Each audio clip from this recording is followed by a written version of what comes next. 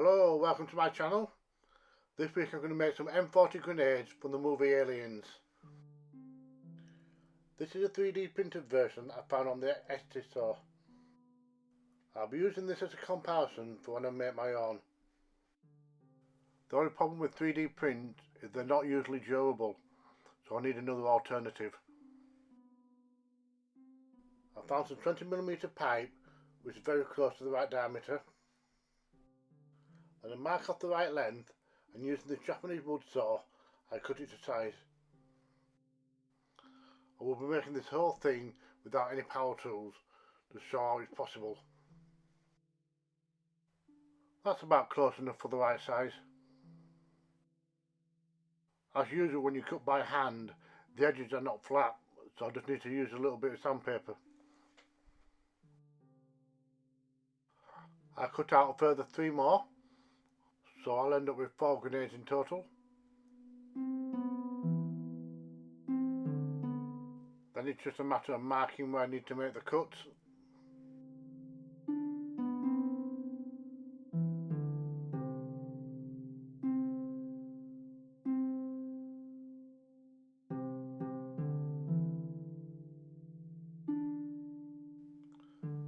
This part will eventually be the lid.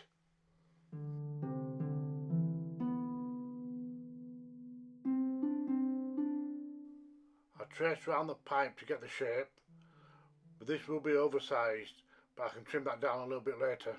It's always better to make it slightly too big than slightly too small.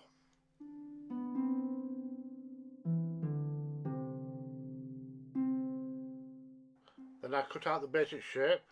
This doesn't need to be accurate, just as long as it covers the hole. And then using some PVC cement, I weld them together.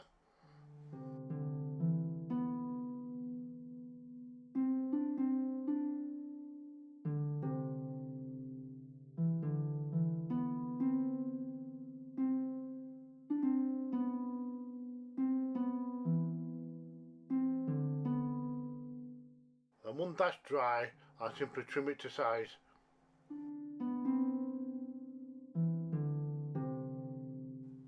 Then I give it a quick rub on some sandpaper to round down the edges.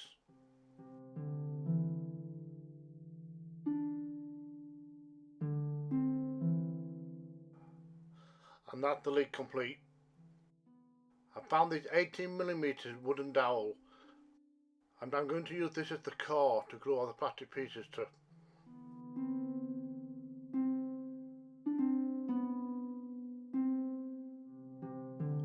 I cut 3 more down to size. Next I cut out the bottom of the grenade. And the base of the grenade is wider than the tube itself, so using this stencil I'll mark out 4 circles and cut them out.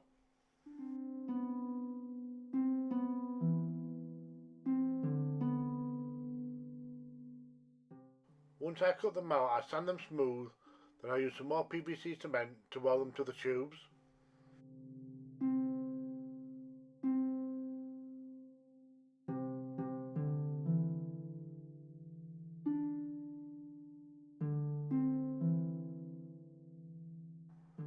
Naturally I have to do some more sanding before I test fit them.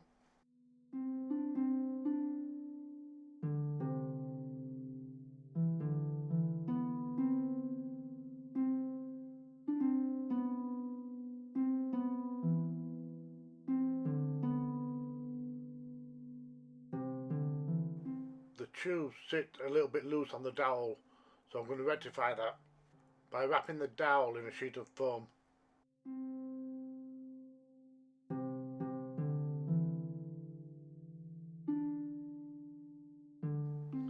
I just peel off the adhesive and wrap it around.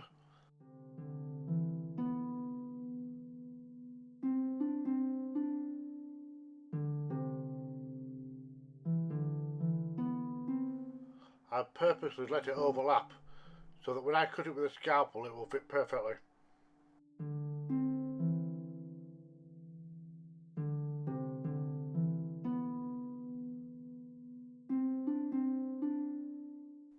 I test fit one of the bases and it goes on perfectly.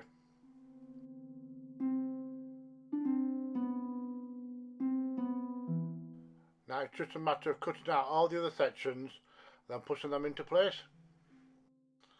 These are quite a tight fit, so don't need to use any glue.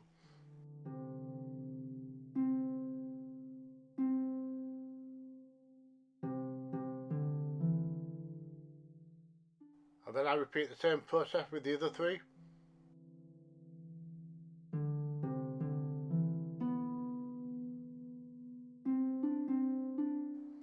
And now I have to give them a good sanding to rough up the smooth surface, otherwise the paint will have nothing to adhere to.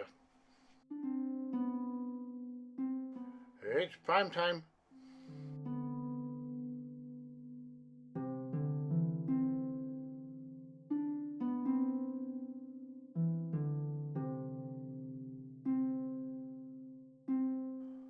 The lids are painted red and then put to one side to dry.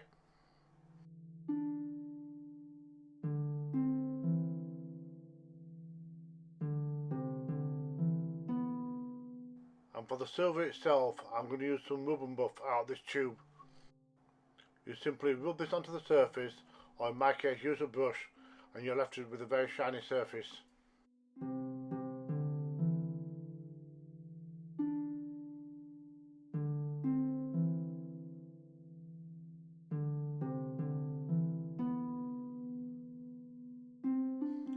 This is a bit of a shortcut. I'm just using a gold pen to mark out the firing pin.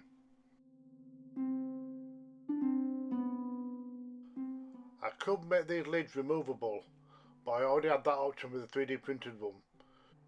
So these are going to be glued shut so they can be placed into a bandolier.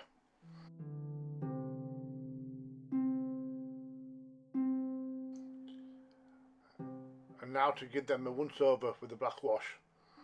This will then be dabbed off with a tissue, only leaving the ink in the crevices.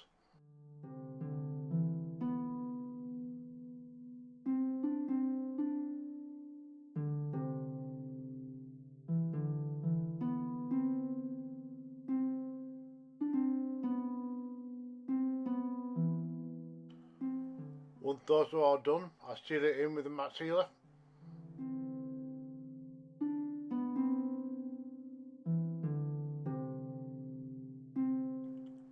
And that's it, they're finished.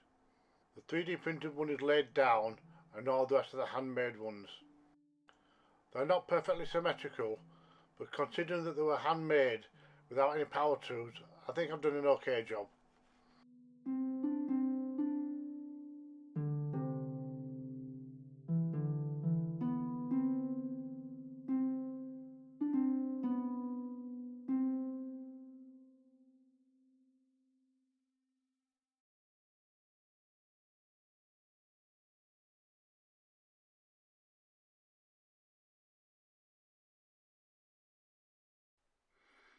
Thank you for watching.